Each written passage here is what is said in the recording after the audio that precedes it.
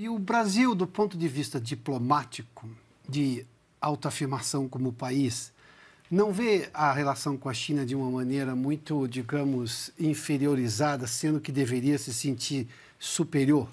Ou pelo menos em igualdade de condições? Porque diz assim, a China compra muito da nossa soja. Se os chineses deixarem de comprar nossa soja, primeiro me pergunta, ele vai comprar soja aonde? Essa é a questão. E outra, eles são dependentes de comida. Nós somos os fornecedores porque temos excedentes, e a gente vai falar um pouco mais sobre isso, por competência exclusiva do agronegócio brasileiro, que ao longo de décadas conseguiu ser exatamente esse fenômeno que é hoje. Falta o quê? Diplomacia para mostrar que o Brasil é que deveria... Não estou dizendo dar as cartas do ponto de vista de uma arrogância diplomática, não é isso. Mas não raro eu vejo assim um desespero. Mas a China pode criar... Não, espera um pouquinho. Eu não posso negociar com a China na condição de inferior. Eu estou oferecendo comida para ela. Sim, eu acho que falta aí um pouco mais de... Antes de mais nada, um pouco de humildade.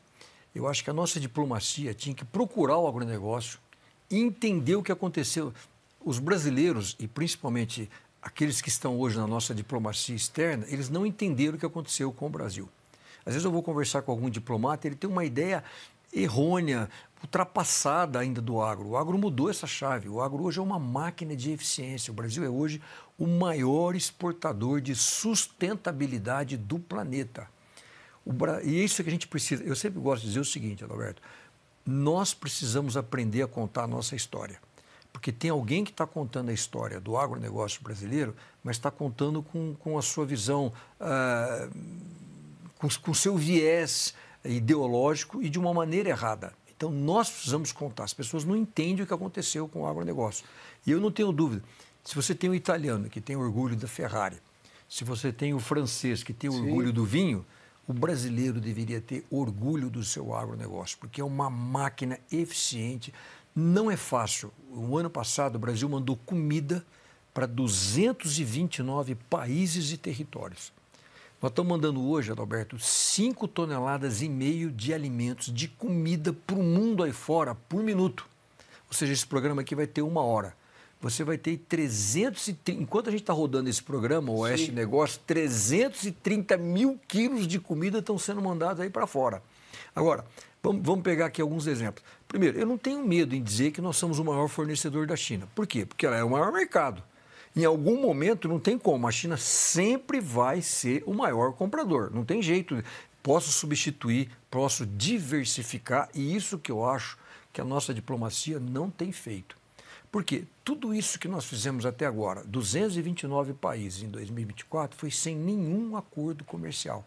Não sei se você sabe, o Brasil não tem nenhum acordo comercial. Nós estamos aí há 20 anos brigando pelo acordo comercial, o Mercosul-União Europeia, né, que não é um acordo de livre comércio.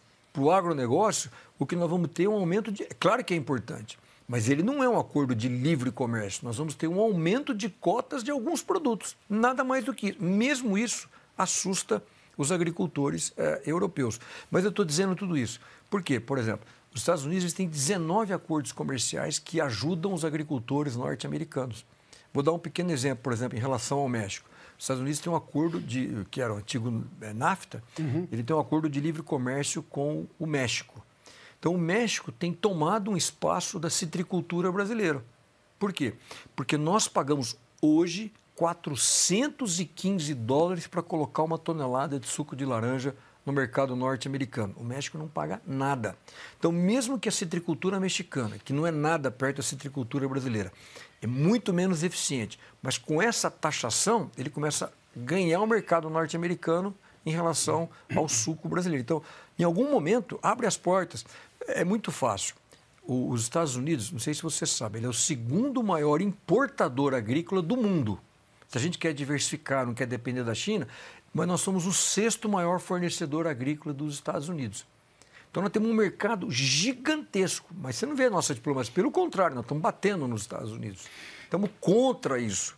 Gabriela, eu vou lhe dar um outro dado, só para encerrar isso. Eu estou dizendo espaços para a diplomacia. Não, perfeito, perfeito. Era exatamente esse o objetivo da pergunta. Quando eu era ministro da Agricultura, o nosso comércio com a China era menos de $1 bilhão por ano.